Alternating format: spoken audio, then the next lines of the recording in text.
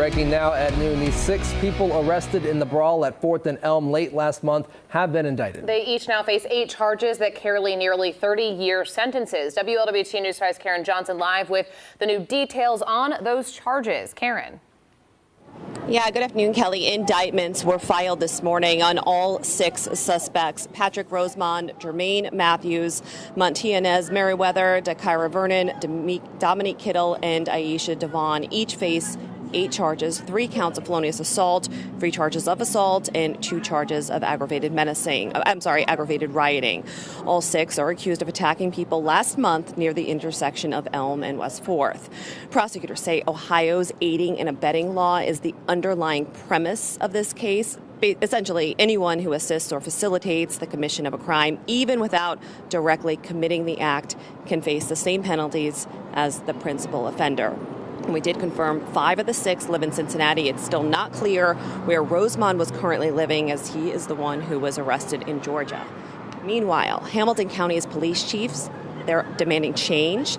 In a statement released this morning, the chiefs call the July 26th assault inhumane and unacceptable. They say we are no longer willing to remain silent while gaps in the judicial process repeatedly undermine the tireless work of our officers. It is not enough to arrest violent offenders if they are swiftly released back into the neighborhoods due to lax bail practices or insufficient sentencing. Now, the chiefs do plan to host a roundtable within the next 30 days with judges, prosecutors, and also other leaders to push for bail reform, consistent sentencing, and greater transparency in the courts. Reporting live, Karen Johnson, WLWT News 5.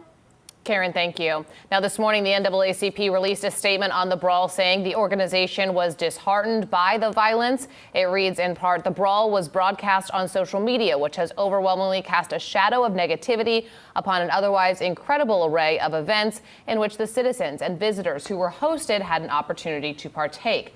The music festival should not be blamed for this avoidable act.